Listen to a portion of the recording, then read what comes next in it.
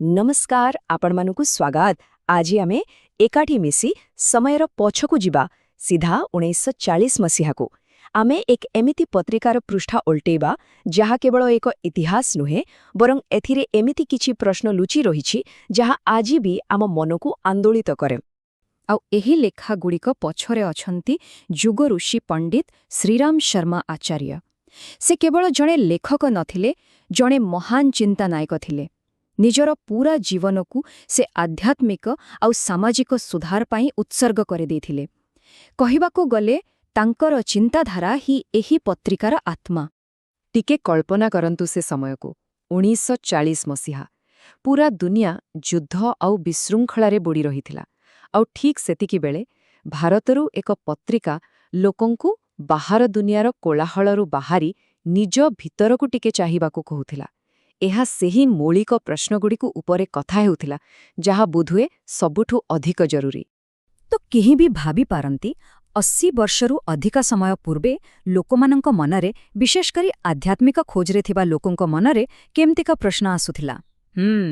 आसंतु एही पत्रिकार पृष्ठा उल्टाई सेही जुगर चिंताधारारे बुड़ी जिबा आउ देखिबा एहार मुख्य विषयवस्तुगुड़िक कौन थिला।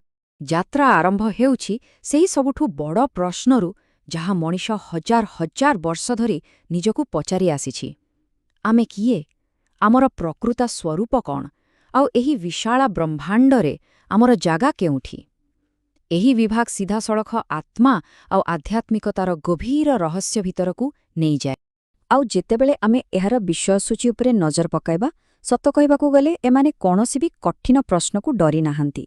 देखंतु तो आमे ईश्वरंकु काहेंकी देखि पारुनाहु ठारो आरंभ करी मृत्यु परे आमर कौन हुए पर्यंत। एमितिका प्रश्न जहा जणे विश्वासी हेउ कि संदेही समस्तंकु चिंता करिबाकु बाध्य करि। देखंतु प्रथम प्रश्नटी ही सीधा विश्वासर मूलकु छुअंछि।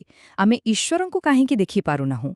एइटा खाली गोटे धार्मिक प्रश्न नुहे, एहा एक दार्शनिक प्रश्न जे आमे जहा अनुभव करुछु ताहा केते सत। आम इंद्रियर सीमा बाहारे भी किछि अछि कि?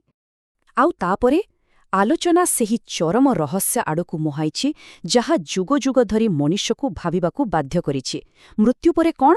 एही गोटिए प्रश्न भितरे आम जीवनर अर्थ, आम अस्तित्वर भविष्यत सबुकिछि जेमिति लुचि रहिछि।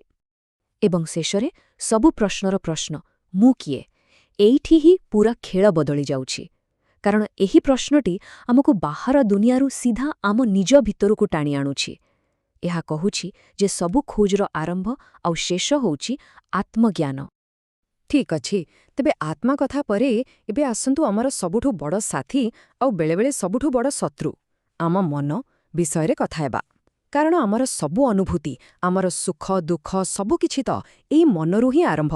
तेबे एही विभागटी आमकु देखाउछि जे एही मनकु केमिति नियंत्रणरे रखा जाई पारिब। जानती एथिरे मनकु कौनसी रहस्यमय जिनिस भावे देखा जायनी, बरं एहाकु एक उपकरण बा टूल भावे देखा जायछि। जेमिति कि चंचल मनकु केमिति शांत करिबा किंबा स्मरण शक्ति केमिति बढ़ेइबा। एसब विषय कहुछि जे मनकु बुझी हब, एहाकु तालिम देई हब आउ एहार शक्ति को बढ़ेई भी हब। आउ एही गोटिए प्रश्न देखंतु, कौन वार्धक्य केवल एक मानसिक रोग? वाओ, एटा तो पूरा चिंताधारा को बदलई दबा भली कथा। एहा कहुछि जे बुढ़ा हबाटा खाली शरीरर कथा नुहे, एहा मनर एक अवस्था मध्य होई पारे। एहा बयसकु नहीं आमर सबु पुरुणा धारणा को चैलेंज करुछि। तेबे निजेकु बुझिबा, मनकु बुझिबा एसबु तो ठीक अछि, किंतु असल कथा हेला एही ज्ञानकु आमे आमर प्रतिदिनर जीवनरे केमिति कामरे लगेबा।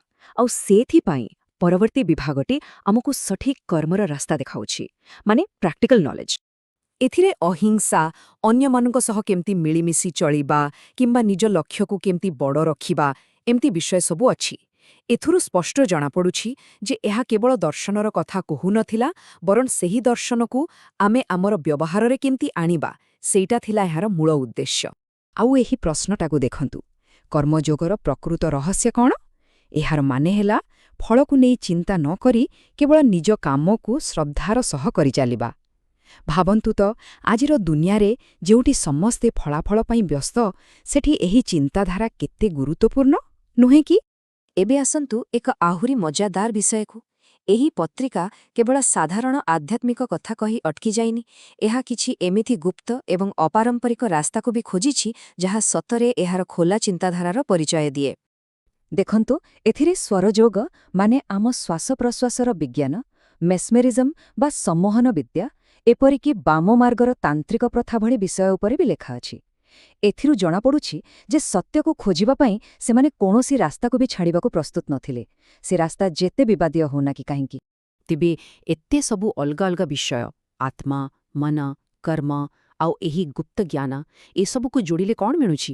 ମିଳୁଛି ଗୋଟିଏ କଥା, ତା ହେଲା ମଣିଷର ସେହି ଅସରନ୍ତି ଖୋଜ, ନିଜକୁ ଭଲ ଭାବରେ ବୁଝିବା ଆଉ ଏକ ଭଲ ଜୀବନ ବଞ୍ଚିବାର ଖୋଜ। ଆଉ ସବୁଠୁ ଆଶ୍ଚର୍ଯ୍ୟର କଥା କ'ଣ ଜାଣନ୍ତି? ଯେତେବେଳେ ଆମେ ଟିକେ ଭଲ କରି ଦେଖିବା, 1940 ମସିହାର ସେହି ପ୍ରଶ୍ନଗୁଡ଼ିକ ଆଜିର ପ୍ରଶ୍ନଠୁ ଆଦୌ ଅଲଗା ନୁହେଁ। ସେତେବେଳେ ଯାହା ଥିଲା କର୍ମଯୋଗର ରହସ୍ୟ, ଆଜି ଆମେ ତାକୁ କହୁଛୁ ଫାଇଣ୍ଡିଂ ୟୋର ଲାଇଫ୍ସ ପର୍ପସ୍। ସେତେବେଳର ଚଞ୍ଚଳ ମନ ଉପରେ ନିୟନ୍ତ୍ରଣ ଆଜି ହେଇଯାଇଛି ମ୍ୟାନେଜିଂ ଆଙ୍ଗ୍ଜାଇଟି ଆଣ୍ଡ ଫୋକସ୍। ଦେଖିଲେ ତ, କେବଳ ଶବ୍ଦଗୁଡ଼ିକ ବଦଳି ଯାଇଛି, କିନ୍ତୁ ଭିତରର ଖୋଜ ସେମିତି ହିଁ ଅଛି। ତେବେ ଏହି ସବୁ ଆଲୋଚନାରୁ ଆମେ କ'ଣ ବୁଝିଲେ? 1940ର ଏହି ପତ୍ରିକାଟି କେବଳ ଏକ ପୁରୁଣା କାଗଜ ନୁହେଁ, ଏହା ଏକ ଦର୍ପଣ ଭଳି, ଯେଉଁଥିରେ ଆମେ ଆମର ଆଜିର ପ୍ରଶ୍ନ, ଆମର ଆଜିର ଖୋଜ, ଏକ ଅର୍ଥପୂର୍ଣ୍ଣ ଜୀବନ ପାଇଁ ଆମର ଏହି ଯାତ୍ରାର ପ୍ରତିବିମ୍ବ ଦେଖିପାରୁଛେ। ଆଉ ଶେଷରେ ଏହା ଆମ ପାଇଁ ଏକ ଗଭୀର ଚିନ୍ତା ଛାଡ଼ିଯାଉଛି। ବାହାର ଦୁନିଆ ହୁଏତ ପୂରାପୂରି ବଦଳି ଯାଇଛି, ଟେକ୍ନୋଲୋଜି, ସମାଜ, ସବୁକିଛି। କିନ୍ତୁ ନିଜ ଭିତରକୁ ଯିବାର ଯେଉଁ ଯାତ୍ରା ଅଛି, ଆଉ ସେହି ମୌଳିକ ପ୍ରଶ୍ନଗୁଡ଼ିକ, ସେଗୁଡ଼ିକ ସବୁବେଳେ ସେମିତି ହିଁ ରହିଛି, ଚିରନ୍ତନ।